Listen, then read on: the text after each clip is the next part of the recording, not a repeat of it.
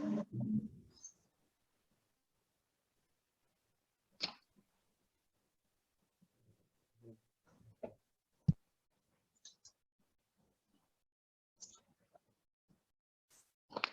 warahmatullahi wabarakatuh. Waalaikumsalam warahmatullahi wabarakatuh. Perkenalkan, nama saya Muhammad Ihsan Atkinda dari Bogor, dan pada kesempatan ini saya ingin memaparkan bagaimana sains dapat mengukuhkan agama Islam dan juga sebagai peruntuh paham selain Islam. Jadi sains ini bukan justru untuk bertentangan dengan agama, justru sains harmonis dengan agama. Jadi pada kesempatan ini saya ingin memaparkan beberapa poin tersebut. Adapun isi dari presentasi saya, pertama limit observasi NASA terhadap alam semesta. Jadi NASA itu masih terbatas, belum sampai ujungnya. Kemudian DNA sebagai bukti programming dari Allah. Ketiga, ekstrapolasi sains terhadap hal gaib. Jadi bagaimana hal gaib itu dibuktikan dengan ekstrapolasi dari sains yang ada. 4, supremasi Al-Quran dan Islam. Kelima, konsep dunia dan akhirat dari supremasi Al-Quran dan dalil-dalil dalam Islam tersebut. Dan lalu ada kesimpulannya. Namun juga setelah itu ada bonus juga, konsep cinta dan bernegara dan beragama. Dimulai dari yang pertama, limit observasi NASA terhadap alam semesta. Mungkin kebanyakan dari kita sudah pernah melihat ya gambar ini ya. Apakah sudah pernah melihat citra gambar seperti ini? Jadi ini ada pemetaan NASA terhadap alam semesta yang paling banyak beredar di media ya. Tapi yang perlu dicatat itu baru namanya observable universe, belum absolute universe. Jadi baru yang terobservasi saja, artinya apa? Di luar sana masih banyak alam semesta yang bahkan NASA sekalipun belum dapat menjangkau. Mungkin sebagian dari kita sudah tahu wajar, oh pasti ada alam sana yang tidak tahu. Tapi kebanyakan di luar sana banyak yang miskonsepsi bahwa itu sudah batas absolut dari alam semesta, padahal tidak. Ya itu, poinnya ada NASA belum menyentuh absolute edge, ujung absolut dari alam semesta. Apa yang di luar limit, kita tidak tahu seberapa luas dan seberapa besar dan ada apa yang di luar sana. Ini ada contoh dari pengamatan NASA menggunakan Hubble Telescope yang tadi dipaparkan di halaman awal. Jadi saat di zoom pada bagian yang terlihat hitam, tidak ada apa-apa, ternyata makin banyak galaksi. Tiap-tiap titik ini, jadi bisa dilihat ini peneropongan dari bumi, dari orbit bumi menggunakan bulan. Kemudian diambil titik kecil dari bulan. Jadi ini bulan yang kalau dilihat dari bumi, kemudian di zoom pada kotak ini. Kemudian ternyata hanya nampak makin banyak galaksi yang jauhnya miliaran tahun cahaya. Tiap-tiap titik ini galaksi, Pak, bukan bintang, galaksi, karena lihat dari bentuk ovalnya. Jadi alam semesta ini sangat besar sekali. Kemudian saya membuat hipotesis makna lapisan dari 7 langit, Pak, hipotesisnya. Adapun ini adalah gambar supercluster. Supercluster itu adalah kumpulan galaksi. Jadi galaksi bertumpuk-tumpuk jadi awan galaksi yang disebut dengan supercluster. Maka dapat dilihat lapis hipotesis dari 7 langit itu sebenarnya skala logaritma. Adapun yang satu adalah lapisan atmosfer, ini langit pertama. Lapisan kedua adalah luar angkasa antar planet, orde jam cahaya, misal langit antara bumi dan Mars, bumi dan Jupiter, itu adalah lapisan kedua. Lapisan ketiga adalah luar angkasa antar tata surya, orde sudah tahun cahaya. Ini misal antara bumi dengan Alpha Centauri, dengan bintang-bintang lain yang masih dalam galaksi Bima Sakti, itu lapisan ketiga. Kemudian ada pun lapisan keempat, luar angkasa antar galaksi, ordenya sudah jutaan tahun cahaya. Misal dengan galaksi Andromeda, kita sudah 2 juta tahun cahaya jaraknya. Jadi itu orde lapisan keempat. Lapisan kelima, luar angkasa antar supercluster. Nah, supercluster dapat dilihat di sini. Jadi sebetulnya galaksi jika bertumpuk membentuk awan, awannya ini ada jarak antar awan galaksi, dan awan galaksi ada supercluster. Ordenya miliaran tahun cahaya. Oh maaf, tadi yang galaksi itu jutaan tahun saya, jadi antar galaksi Andromeda itu 2 juta tahun saya. Sementara antara supercluster itu miliaran tahun saya. Dan lapisan 6 dan 7 belum diketahui. Ini adalah bukti bahwa NASA sebagai lembaga antariksa paling modern saja belum dapat mencangkup lapisan yang lebih tinggi lagi, lapisan 6 dan 7. Ini saya suka menggunakan media memes. Jadi untuk memberitahu NASA belum sampai seluruh alam semesta, masih sampai batasnya. Masih ada wilayah yang belum terobservasi, yang kita tidak tahu seberapa besar, ada apa yang di luar sana. Kebanyakan orang pada miskonsepsi, akhirnya mempertanyakan, di mana itu tertulis di nama observable universe sendiri. Namanya observable berarti masih nampak. Jadi kita seolah-olah seperti kaum zaman Rasulullah, di mana kita hanya bisa melihat langit lapisan 1, kemudian tidak tahu lapisan 2, 3, 4, tidak tahu. Kita yang dengan teknologi modern pun masih tahap seperti itu, hanya yang belum terlihat itu lapisan 6 dan 7. Jadi bayangkan sajalah betapa besarnya alam semesta dan besarnya Allah dan betapa kecilnya kita. Nah, sedikit nih olok-olokan untuk ateis. Jadi ateis begitu bangganya dengan sombongnya menolak kebenaran ya. Hanya dengan manusia sudah mencapai luar angkasa, terus astronotnya dengan bangga bilang, saya nggak melihat Tuhan di atas sini. Padahal maksudnya masih ada langit lapisan 2, 3, 4, 5, 6, 7 lagi. Ini sebagai ilustrasi saja, ilustrasi bukan untuk skala, bukan untuk ini. Jadi Allah bersemayam di atas Ar-Ash yang di luar observation limit. Jadi argumen ateis itu patah dengan fakta ini. Ini belum semuanya, masih ada fakta lain yang mematahkan paham ateis, yaitu yang akan saya paparkan setelah ini. Jadi itu adalah fakta satu seputar batas observasi alam semesta dari NASA. Fakta kedua adalah DNA sebagai bukti programming Allah. Ini jika dilihat DNA itu struktur molekuler yang sebenarnya kalau dilihat itu sangat tidak natural. Kita sebenarnya suka melihat piramid atau Stonehenge sebagai struktur man-made ya. Stonehenge di Inggris, piramid di Mesir. Kita saja melihat struktur yang irregular seperti itu sudah tahu, oh pasti ada pembuatnya. Sepatutnya kita melihat DNA dengan kacamata demikian. Bentuk DNA itu begitu rapi. DNA terlalu rapi untuk terbentuk secara random. Jadi bahkan teori spontan creation itu terbentuk sebelum ketahuan DNA. Jadi sebelum ketahuan DNA, orang zaman dulu udah kebun menyimpulkan, oh makhluk hidup terbentuk dari ketiadaan. Padahal ada DNA sebagai hal gaib yang waktu itu masih gaib ya, yang sebagai bukti programming. Nah, adapun DNA manusia itu memiliki miliaran deret. Jadi deret seperti ini ada miliaran. Meski hitungan nanometer, ini hitungan nanometer karena molekuler. Tapi kalau diperpanjang dalam satu sel saja, dalam satu sel, itu sudah mencapai 2 meter. Panjangnya 2 meter. DNA dalam satu sel.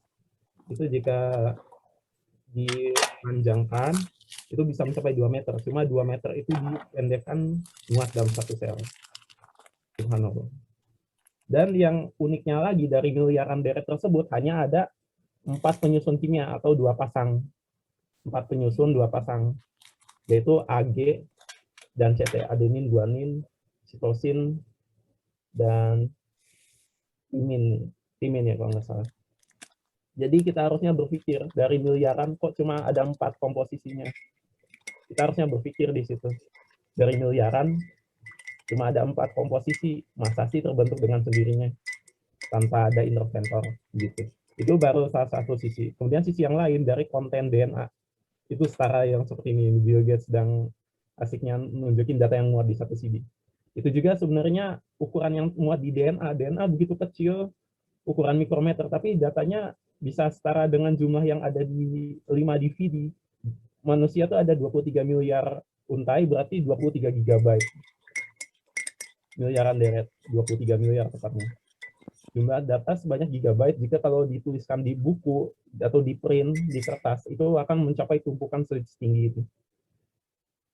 Namun DNA pohon pisang saja, DNA pohon pisang pohon pisang yang jauh berbeda dari manusia itu memiliki similaritas 60% dengan yang ada pada DNA manusia.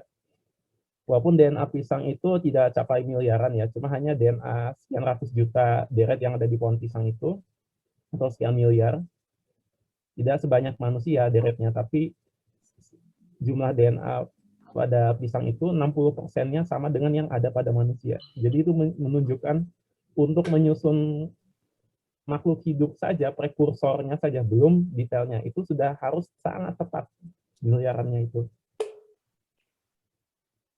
Nah, jadi permutasinya itu 2 pangkat sekian ya. Permutasi pasti pada memahami kan statistik ya. Permutasi 2, pangkat 2, 2, 2, 2, 2, 2, 2 yang banyak sekali. Itu adalah chance DNA harus tepat. Itu ada chance DNA bisa error. Chance DNA bisa error. Jadi di antara chance error yang 2 pangkat sekian juta, 2 pangkat sekian juta, pangkat jutaannya tuh pangkatnya 2. Itu DNA bisa tepat. Nah, itulah pertanyaan. Bagaimana DNA terbentuk sendirinya in the first place? Melawan hukum alam, teori chaos dan entropi. Jadi ada lagi sainsnya, teori chaos dan entropi, di mana kalau sesuatu dibiarkan cenderung menuju ketidakteraturan. Padahal baru setelah Big Bang tidak ada apa-apa seharusnya menurut teori para ateis gitu. Nah, secara matematis, jadi sudah terbukti secara matematis hal tersebut mustahil.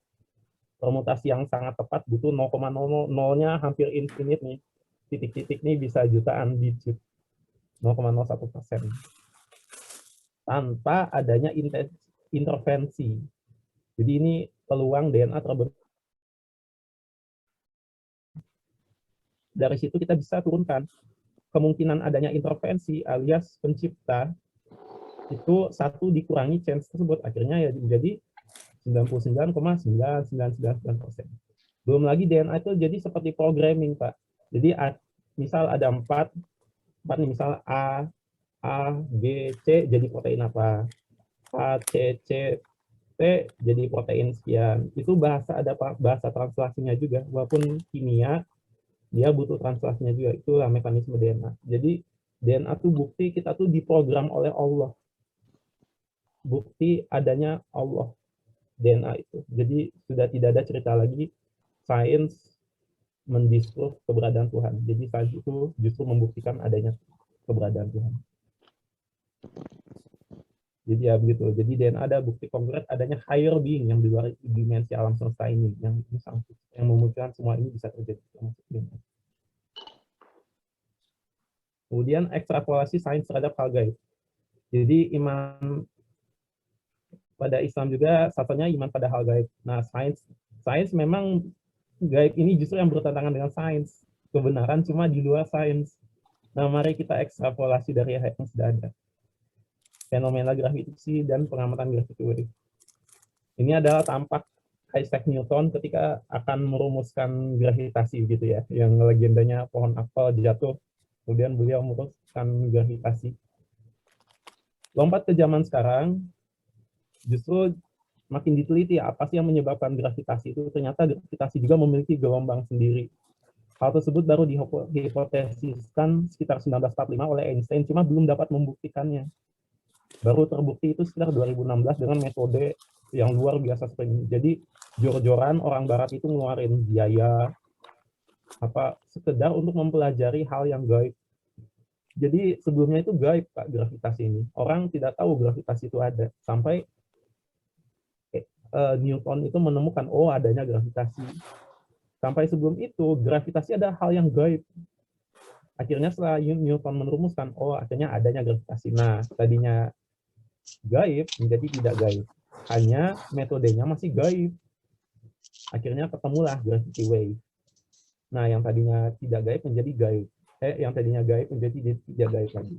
Tapi artinya apa? Perkembangan ilmu pengetahuan kita akan terus berkembang. Jadi ada sesuatu di persen yang kita tidak diketahui tapi ada. Nah, bukti lainnya adalah teori atom. Teori atom ini selalu berkembang. Tadinya atom ada sesuatu yang gaib. Jadi orang kira nggak ada atom. Semua benda kalau dipotong-potong akan sampai bentuk yang tidak terbatas gitu. Nah, ternyata John Dalton menemukan adanya atom yang padat, tapi tiap unsur berbeda. Kemudian diperbarui lagi oleh J.J. Thomson. Jadi ada proton dan elektron. Kemudian diperbarui lagi jadi Rutherford. Ternyata ada proton elektron ini ada ruang hampanya. Kemudian terakhir Niels Bohr, orbitnya itu dilihat ada orbitnya multiple. Niels Bohr. Kemudian Schrödinger menemukan ternyata bentuknya kuantum. Jadi masing-masing tahap ini menunjukkan adanya hal gaib yang sebenarnya ada, hanya tidak diketahui. Itulah. Dan ini teori yang terbaru ya, jadi ini lebih ribet lagi. Intinya adalah ada subatomik, ada quarks, ada leptons, ada bosons, ada Higgs bosons. Higgs bosons ini yang menarik ini Pak. Jadi saintis menemukan perlunya ada partikel Higgs boson ini agar mekanisme semuanya itu bekerja. Higgs boson. Betulnya ada suatu partikel yang kalau tidak ada, tidak akan mungkin bekerja ini semua. Namun tidak dapat diobservasi. Itu yang menariknya. Makanya disebutkan sebagai God's particle. Itulah analogi hal gaib dari kacamata sains. Adanya hal gaib yaitu Higgs boson yang seharusnya ada. Jadi kalau mau dipelajari ini bisa, cuma kesimpulan intinya semua ini saling bekerja, tapi tidak mungkin bekerja tanpa ada satunya partikel subnuklear yaitu Higgs boson yang saintis belum dapat mengobservasinya hingga sekarang, yang sampai buat lintasan hadron collider yang sampai saat ini sekedar untuk mempelajari ilmu kuantum seperti ini. Itu untuk membuktikan adanya hal gaib. Hal gaib yaitu yang tidak dapat diobservasi tapi ada. Nah, itulah. Jadi kita mempelajari sains bukan untuk maksudnya menyombongkan diri, manusia makin tahu. Bukan. Tapi justru seperti pepatah, makin banyak ilmu kita makin merunduk. Bahwa makin banyak kita menggali, makin banyak kita tahu kebenaran itu jauh. Artinya apa? Observasi manusia itu terbatas. Bandwidth pengamatan manusia terbatas. Persepsi gelombang oleh alat manusia juga terbatas. Lingkup pengamatan manusia juga terbatas. Jadi kesimpulannya, hanya karena belum terbukti, bukan berarti tidak ada. Itulah hal gaib. Itu dari kacamata sains terhadap gaib. Jadi memang gaib ini yang di luar sains, tapi dari sains yang ada kita ekstrapolasikan. Sains saja selalu berkembang. Nah, apalagi di luar sana. Jadi ini diagram yang saya buat. Jadi ada kebenaran. Pengetahuan manusia itu baru secuil. Nah, bahkan ada sains yang salah seperti evolusi, seperti itu ya. Nah, itu yang di luar kebenaran. Tapi manusia sempat anggap itu kebenaran, tapi ternyata tidak. Karena belum melihat dari keseluruhan. Nah, adapun gaib yang bilang ke gaib, itulah baru Al-Quran. Seperti yang di awal-awal Al-Baqarah, allazina yu'minuna bil ghaib. Jadi di awal-awal Al-Quran saja disebutkan petunjuk bagi orang yang beriman terhadap hal gaib. Itulah Al-Quran. Al-Quran itu memang sejatinya penunjuk hal gaib yang di luar pengetahuan manusia. Nah, jadi kita memang alhamdulillah beriman pada Al-Quran, tapi banyak di luar sana yang belum beriman. Jadi mari kita buktikan secara saintifik bagaimana Al-Quran itu supreme. Kita masuk Al-Quran. Mungkin dari kebanyakan kita sudah tahu ya tanda-tanda saintifik di Al-Quran. Ini saya hanya review saja, mungkin ada yang terlewat. Jadi ini berikut tanda-tanda saintifik di Al-Quran. Pertama, tanda-tanda Big Bang yang dibuktikan oleh An-Nabiyyah 2130. Kemudian gunung sebagai pasak-pasak penyangga. Ini banyak dari An-Nabiyyah ya, memang untuk menunjukkan bukti supremasi Al-Quran terhadap sains. Gitu. Nah, adapun Al-Quran ini sebenarnya kenapa tidak memaparkan semua sains saja? Karena Al-Quran ini sekedar untuk tanda-tanda saja, bukan untuk buku pengetahuan, tapi buku tanda-tanda. Jadi bisa dibaca sendiri ya, Mas. Saya gitu masing-masing. Jadi ini ada antara 7 tanda saintifik. Kalau mau dicari lagi sebenarnya lebih banyak lagi. Cuma ini hanya membuktikan ada sains yang kita baru dibuktikan akhir-akhir ini, pada abad ini, tapi sudah ada 1400 tahun yang lalu yang harusnya membuatnya berpikir, apakah mungkin Al-Quran adalah karangan manusia? Begitu. Kemudian tidak hanya di situ, karena ini sudah banyak dilakukan, tapi ternyata orang masih banyak yang belum beriman terhadap Al-Quran. Nah, ada ternyata satu lagi penemuan yang baru, yaitu ini di Al-Quran Ring Structure. Jadi ini ada contoh dari Al-Baqarah, di mana Al-Baqarah itu tersusun sebagai multi-topik dan multi-layer, dan symmetrical pola literaturnya. Mustahil diserang oleh manusia. Untuk lebih jelasnya, nanti diperlihatkan di video berikut. Ini videonya sekitar 3 menit, jadi dapat dinikmati dulu.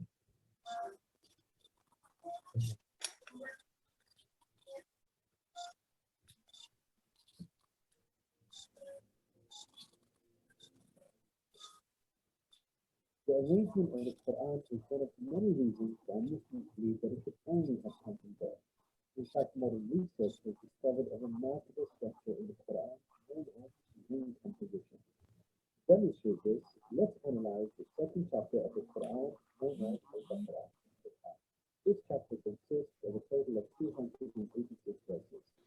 The entire chapter can be divided into 9 groups based on themes. The first group of verses talk about faith and unbelief. This mirrors the theme of the last group of verses. The second group covers God's creation and knowledge. This again mirrors the second to the last group theme.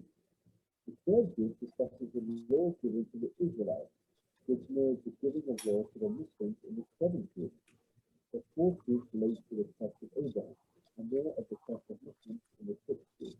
The middle group, the fifth group, is the central theme of the entire chapter, the change in direction of the Muslim faith. We have made you believers a middle nation, so that you may bear witness to the truth before others. We only know the direction the one we used to face in order to distinguish those who follow the messenger from those who stand in their field. This turning point is the change in direction of the baby boy from Jerusalem to Mecca. It represented a big test for the believers. We find the mention of this important turning point in exactly the middle of the chapter, the 143rd verse. Moreover, this verse even contains the word middle. Together these 9 groups form a giant ring composition. As you can see, ring composition is structured as a sort of circle, with the center unit placed at the center. You can think of it in terms of a mirror. The ring composition is the equivalent of putting a mirror in the middle. What is mentioned in the first half will be reflected in the second half. If we take it a step further, if we examine these 9 groups, we find that they each contain that ring composition. Nah, ini ajaibnya. Jadi ternyata masih ada ke dalamnya lagi. God's creation and knowledge. We can see that the beginning and the end both have the theme of truth.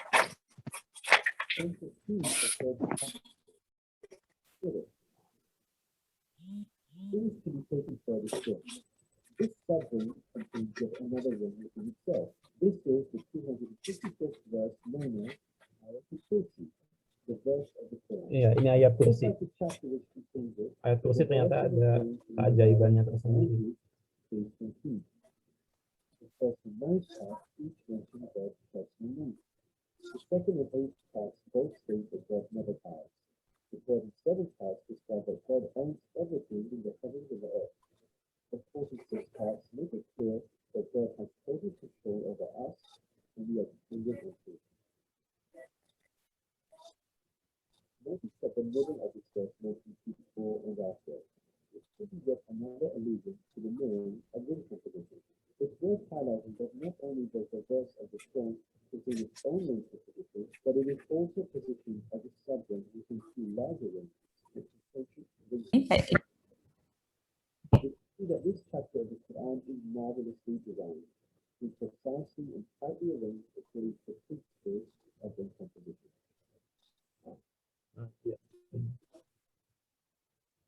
Jadi yang tadi adalah bagaimana diperlihatkan Al-Quran itu memiliki struktur yang sangat simetris, sangat indah. Jadi Allah itu maha indah, Allah menyukai keindahan. Jadi Al-Quran tidak hanya dibuat indah lafaznya, tapi juga indah dari segi strukturnya. Dan struktur yang indah ini memerlukan tingkat pikiran yang luar biasa, yang manusia tidak akan bisa jangkau. Dan ini baru ditemukan akhir-akhir ini oleh peneliti. Peneliti menggunakan komputer, baru diteliti, oh ternyata ada struktur namanya ring composition yang sampai saat ini belum pernah diketahui. Jadi selama ribuan tahun manusia bahkan belum tahu adanya ring structure seperti ini, baru diketahui setelah memang para peneliti mencoba mengkaji Al-Quran secara lebih seksama, akhirnya baru ditemukan ilmu ini. Artinya apa? Struktur yang bahkan tidak diketahui saja ternyata sudah ada dari 1400 tahun lalu. Jadi makin mustahil Al-Quran ini karangan manusia. Justru lebih tepatnya extraterrestrial origin atau sumber luar angkasa. Jadi kita selama ini berpikir apakah ada kehidupan alien, orang-orang pada berpikir demikian bukan? Apakah ada alien di luar sana? Ada alien tidak. Justru buktinya adalah Al-Quran ini dia. Al-Quran ada bukti adanya alien. Yang by definition Allah juga sebenarnya luar extraterrestrial origin, dari di luar bumi ini sebagai maha pencipta. Nah, jadi mereka yang cari-cari apakah ada bukti alien di luar sana? Are we alone? Kan itu pertanyaan terbesar dari umat manusia saat ini. Apakah ada alien di luar sana? Ya, ada. Jawabannya adalah Al-Quran ini dia. Al-Quran adalah bukti adanya alien, yaitu kerajaan Allah yang meliputi langit dan bumi. Jadi itulah sebagai penunjuk gaib. Inna kitabula raiba fihi hudal lil muttaqin allazina yu'minuna bil ghaibi wa yuqimuna sholata wa mimma razaqnahum yunfiqun. Inilah Al-Quran sebagai penunjuk hal gaib yang tadi telah dipaparkan, sains pun belum dapat mengobservasi. Nah, kemudian disupremasi lagi, di ekstrapolasi lagi supremasi Al-Quran sebagai supremasi Islam. Alam semesta ini layaknya sebuah kerajaan. Kerajaan hanya mungkin ada satu penguasa. Dan satunya penguasa ada sekaligus yang menciptakan semuanya, yang maha mengatur atas segala sesuatu. Jika pada suatu negara saja yang ada di bumi diadakan penguasa kedua, jadi misal di presiden kita sudah ada satu orang yang mengaku presiden kedua, terus makin ada pemujanya, tentu presiden yang utama pasti akan marah, bukan? Itu sebagai analogi saja. Inilah analogi orangnya mempersekutukan Allah. Maka apalagi kalau mempersekutukan Allah Subhanahu wa taala, Tuhan yang Maha Besar, Maha Menciptakan lagi Maha Kuasa, yang menguasai seluruh kerajaan alam semesta ini. Ditambah fakta bahwa Al-Quran adalah yang paling terakhir diturunkan. Orang pada salah konsep, Pak, Bapak Ibu. Jadi orang pada mengira agama yang paling benar adalah agama yang original, yang paling tua turun. Padahal dari dulu sampai sekarang yang turun hanya satu, hanya makin tiap kali jauh terjadi kebengkokan. Jadi seperti operating system, Pak, seperti Windows, butuh di-update agama itu. Butuh update. Maka di-update terus, maka manakah yang paling valid? Yaitu Al-Quran. Al-Quran itu merupakan pakai update paling valid dan up-to-date dari Allah. Maka segala agama, mulai dari Hindu, Buddha, Kristiani, harusnya di-update ke Islam. Tapi bukannya menginjak-injak juga. Cuma maksudnya justru mengajak yuk sini update your package, update mandatory. Sebenarnya mandatory ini, mandatory update package. Jadi segala paham selain Islam itu invalid. Hanya efek sampingnya begini, ada orang yang menolak update. Sama seperti kita kadang menolak update kan. Cuma ini adalah update dari Allah loh, bukan dari siapa-siapa lagi. Update dari Allah, hanya orang masih bersuku, akhirnya ada macam-macam agama, ada Islam, ada Kristen, ada Buddha, ada Hindu. Cuma ternyata malah buah dari ini menimbulkan perpecahan. Ada orang yang malah menyimpulkan lebih baik tidak ada agama, nauzubillah, seperti itu. Jadi akhirnya jadilah ateisme, jadilah agnostikme, yang akhirnya malah makin memperkeruh konflik di muka bumi ini. Jadi inilah sebagai 4 bukti bahwa segala paham selain Islam itu salah dan Islam adalah supreme, satu-satunya kebenaran alam semesta ini. Nah, ini sedikit lelucon lagi untuk yang Kristen. Ya ini hanya untuk referensi saja. Jadi sebenarnya ya seperti yang kita tahu, Nabi Isa alaihi wassalam itu hanya nabi manusia. Memang punya mukjizat yang mulia, tapi bukan Tuhan yang untuk disembah. Dan Trinitas itu ternyata fabricated konsep, Pak. Trinitas itu belum ada pas masih zaman Nabi Isa. Kalau ditilik, Trinitas itu baru ada di sekitar abad pertama atau abad ketiga, hanya untuk melawan teisme Raja Eropa. Jadi zaman itu Raja Eropa itu seolah-olah Tuhan. Jadi untuk melawan seperti itu, akhirnya orang-orang Nasrani membuatlah konsep Trinitas yang menjadikan Nabi Isa itu sebagai Tuhan, hanya untuk bersaing. Padahal itu justru mempersekutukan Allah. Itulah yang akhirnya menjadi biang kerok ya penyimpangan Nasrani sekarang. Dan lambang salib itu pagan, Pak. Lambang salib itu ternyata berhala. Beda dengan lambang bulan bintang kita. Sebenarnya lambang bulan bintang di Islam itu melambangkan gerhana, Pak. Bapak Ibu sekalian. Jadi gerhana itu wajumi asyamsu wal qamar yang digambarkan akan terjadi saat kiamat, wajumi asyamsu wal qamar. Syams itu apa? Matahari. Matahari apa? Bintang. Jadi bulan bintang itu menggambarkan gerhana yang artinya mengingatkan kita pada akhirat, pada hari kiamat. Itulah lambang Islam yang sebenarnya, bulan dan bintang itu. Melambangkan gerhana yang mensimbolisasi sebagai hari kiamat. Sementara lambang salib di Nasrani itu ada paganisme. Jadi banyak poin solusi dari agama lain. Jadi begitulah bagaimana agama Islam itu supreme, hanya satu kebenaran, dan agama lain itu runtuh. Nah, ada lagi teori evolusi yang saya buat, Pak. Jadi teori evolusi hanya membahas perkembangan hewan, bukan menjawab bagaimana hewan terbentuk dari ketiadaan. Jadi teori evolusinya yang paling sering digunakan untuk mendisvalidasi Islam. Padahal justru teori evolusi yang sebenarnya invalid. Yang seperti saya sebutkan, teori evolusi itu dirumuskannya zaman dulu, jauh sebelum diketahui adanya fenomena DNA. Jadi sebelum ketahuan DNA, orang menyangka seperti teori atom juga, Pak. Manusia itu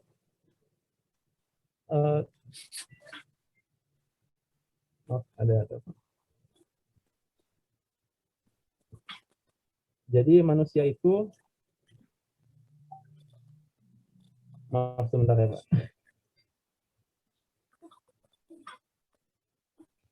Maaf, ibu saya sedang mengambil seminar.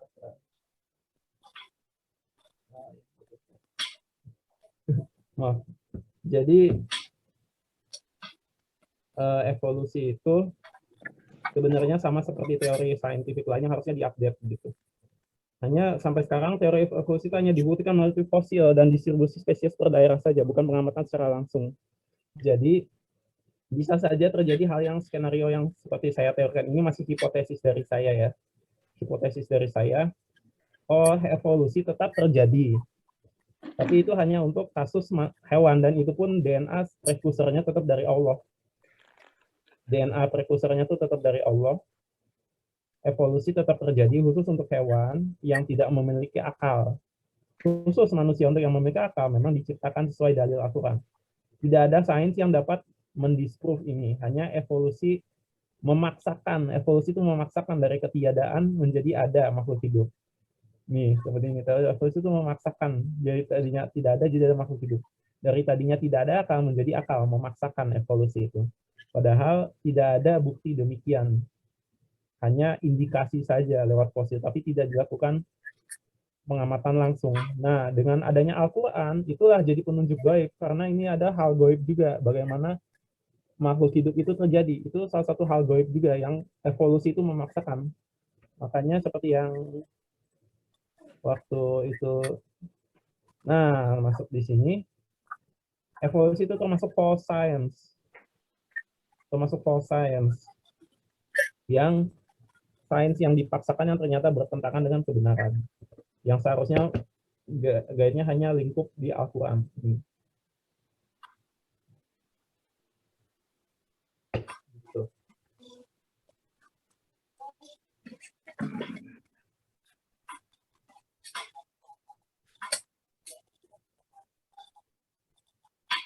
Ya, jadi sudah clear ya soal evolusi. Jadi segala macam sudah patah.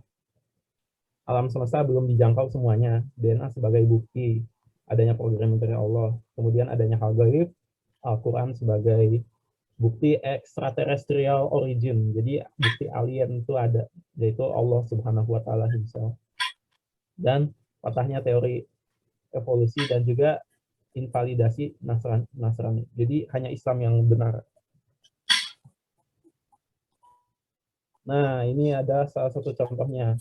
Inilah yang tadinya orang Mekah bilang tidak mungkin manusia bisa pergi Mekah ke Yerusalem dalam satu malam, apalagi ke langit ketujuh. Ternyata dengan bayangan sekarang, mungkin loh bagian Mekah ke Yerusalem itu sangat mungkin dengan pesawat. Nah, dengan super advanced starship, bayang-bayangan science fiction, yang belakangan juga lebih mungkin.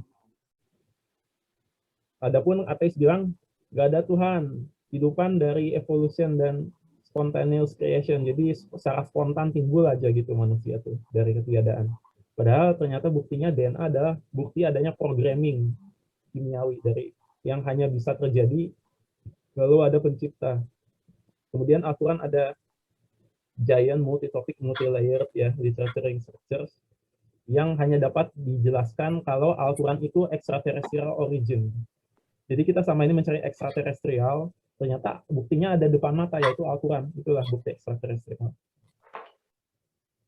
Kemudian sekuler bilang, kayaknya nggak ada hari berbangkit, karena dirasa tidak mungkin. Seperti yang kata Stephen Hawking bilang, kalau manusia mati, ya sudah, otaknya mati, terus cukup sudah nggak bangkit-bangkit lagi. Padahal dengan sains Allah, jadi Allah juga bekerja dengan sains nih. Allah bekerja dengan sains. Dengan Allah sains yang tidak terbatas juga. Allah itu tidak terbatas dalam rahmat, ampunan, dan juga pengetahuan. Sains Allah itu tidak terbatas. Artinya apa? Sangat mudah bagi Allah untuk membangkitkan ulang manusia yang seperti difirmankan pada Quran surat Luqman ayat 30. Ya, akhirat memang ada. Nanti akan saya perlihatkan surat-suratnya. Jadi ya pertama konsep dunia akhirat nih. Akhirat memang ada yang seperti itu. Jadi bukannya mungkin ada lagi, tapi memang ada.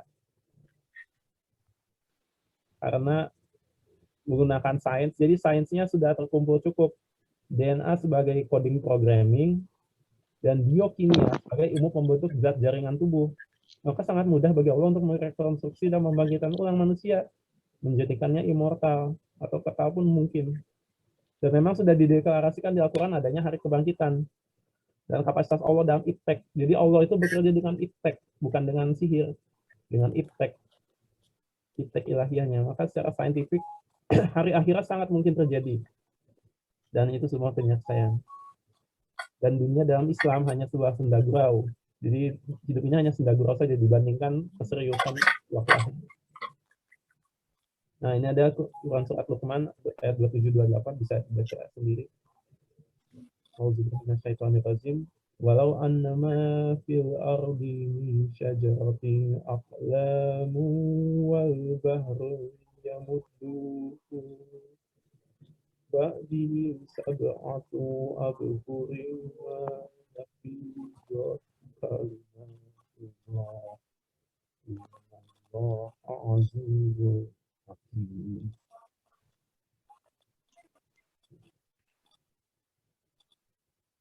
Ma khalqukum wala ba'thukum illa kanafsin wahidah innallaha sami'un basir. Dan seandainya pohon-pohon di bumi menjadi pena dan laut, ditambahkan kepadanya 7 laut lagi sesudahnya keringnya, niscaya tidak akan habis-habisnya dituliskan kalimat Allah. Sesungguhnya Allah Maha Perkasa lagi Maha Bijaksana. Jadi ini adalah bukti iptek Allah, maha luasnya iptek Allah. Kalimat Allah juga ilmu Allah, inilah ilmu dalam membangkitkan manusia. Maka tidaklah Allah menciptakan dan membangkitkan manusia itu hanya seperti menciptakan membangkitkan satu jiwa saja. Jadi membangkitkan satu jiwa dengan membangkitkan miliaran mungkin triliunan manusia itu hanya satu jentikan jari saja. kun fayakun. Sesungguhnya Allah Maha mendengar lagi Maha melihat.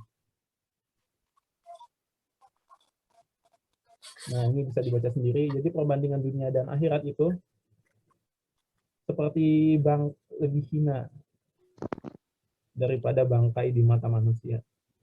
Saking hinanya.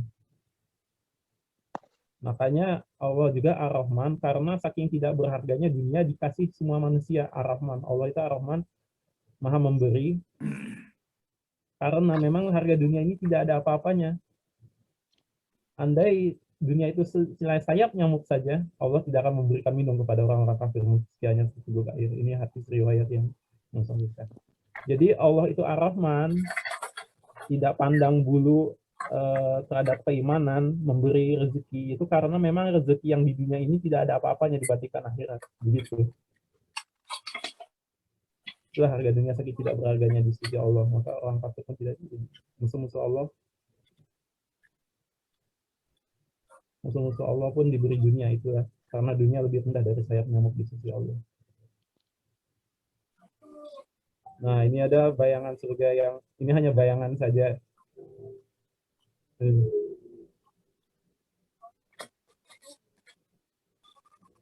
Apa ya, ada musik dikit, tapi biar untuk mendramatisir. Nah, seperti inilah surga Allah yang sebenarnya.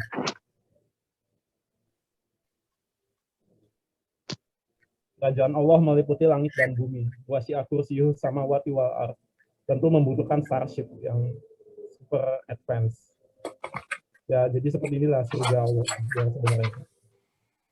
Jadi lupakan bayangan-bayangan panti jompo yang negeri di atas awan. Itu juga iya, hanya advance-nya seperti itu.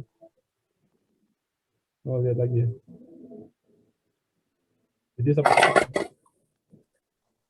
seperti inilah kecanggihan surga Allah.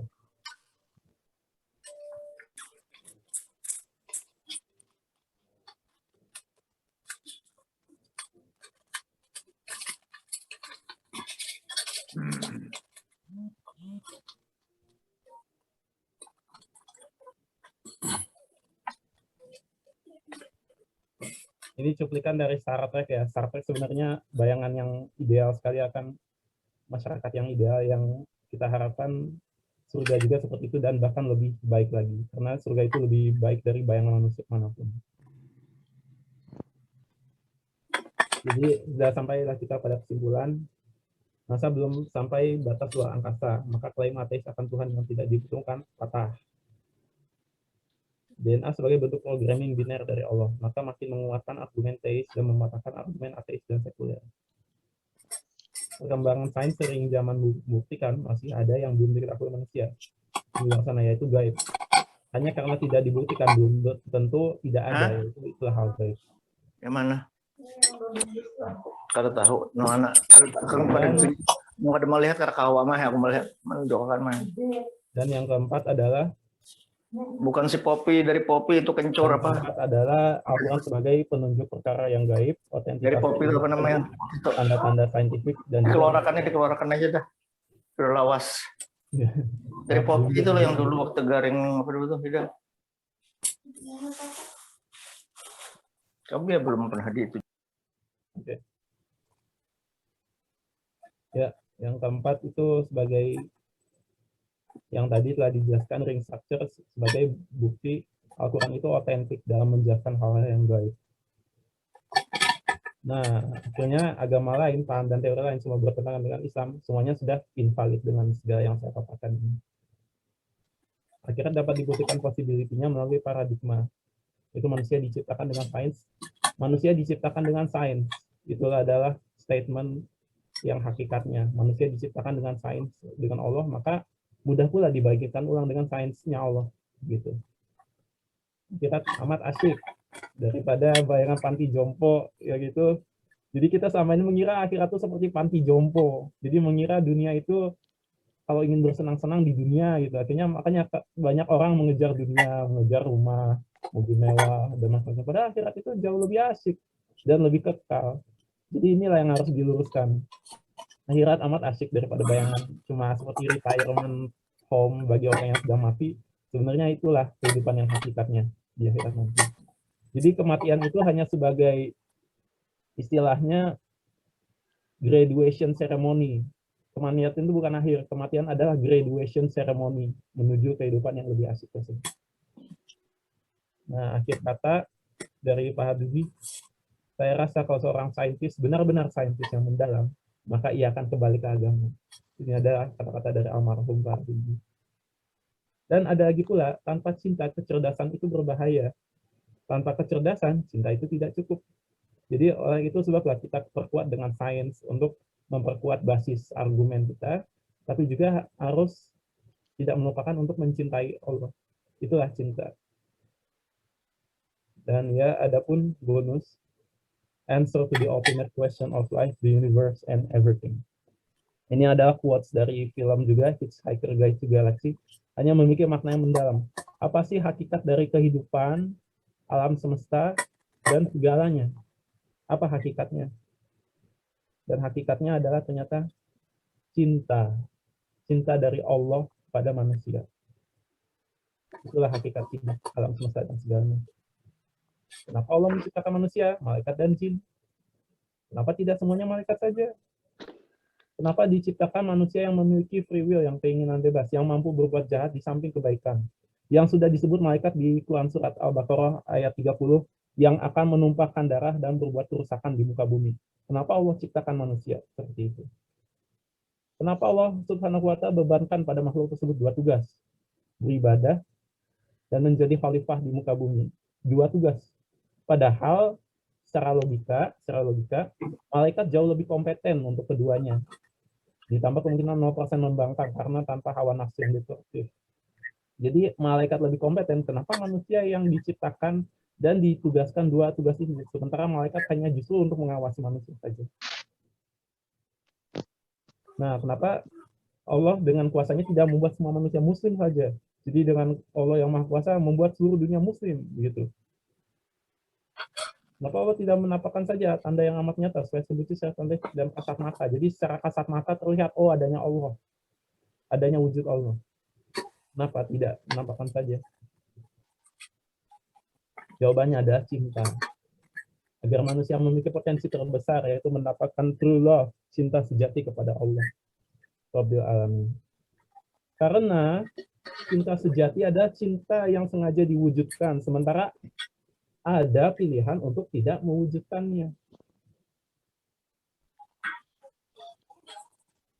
Memilih untuk mencintai, sementara ada pilihan untuk tidak mencintai. Itulah cinta sejati.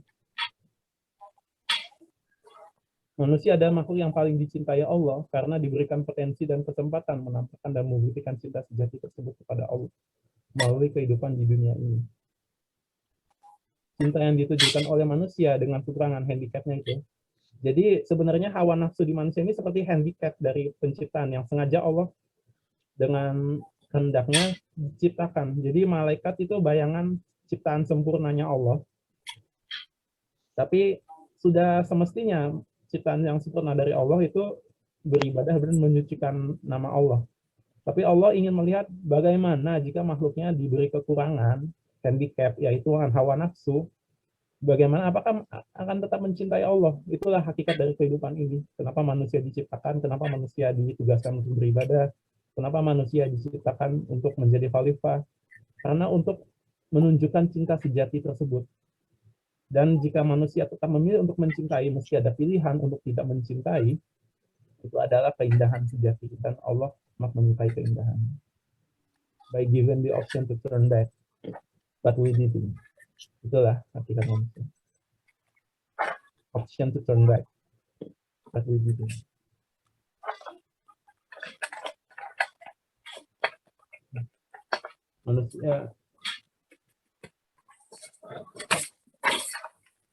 Manusia adalah makhluk pilihan Allah karena diberi potensi menampakkan cinta sejati melalui segala yang telah ditakdirkan Allah.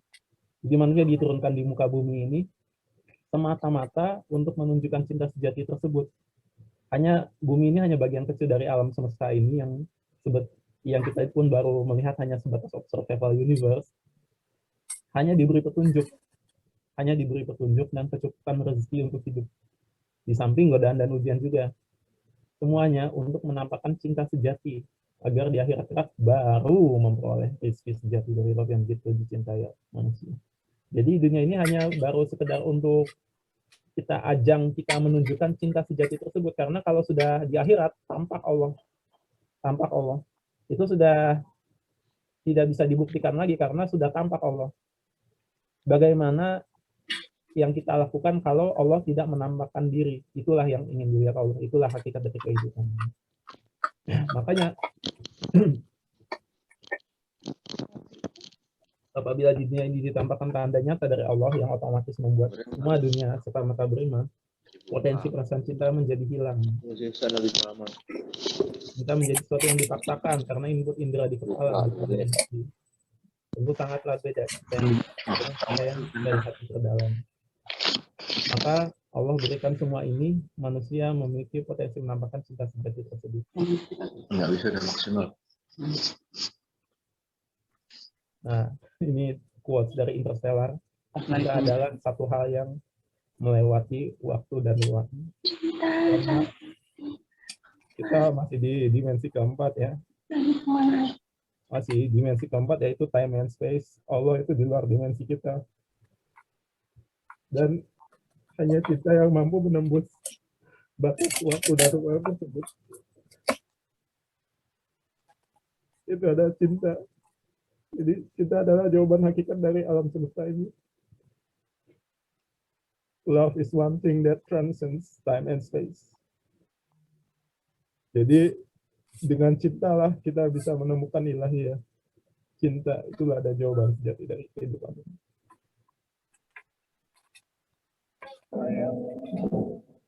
Ini ada bonus trailer dari saya. Jadi negara itu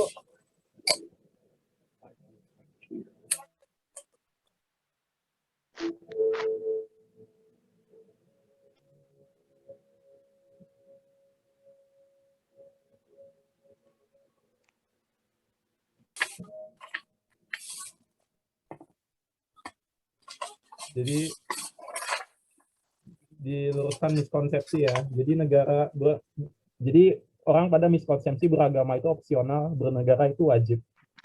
Padahal bernegara ya memang wajib, tapi beragama lebih wajib lagi karena agama itu bentuk berajaran bernegara. Agama itu sendiri ada bentuk bernegara di alam semesta ini kepada pencipta juga raja alam semesta, Allah Subhanahu wa taala.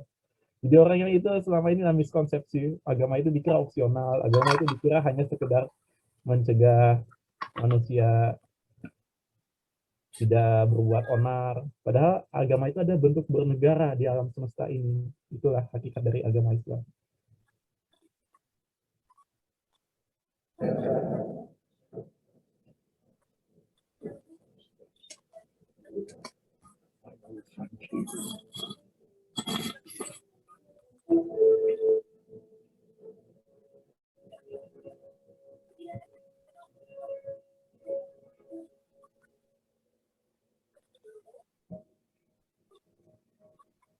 Jadi bahkan di Al-Quran saja sudah ditantang ya, manusia kalau mampu menembus langit, maka tembuslah. Kamu tidak akan mampu menembusnya kecuali dengan kekuatan Allah.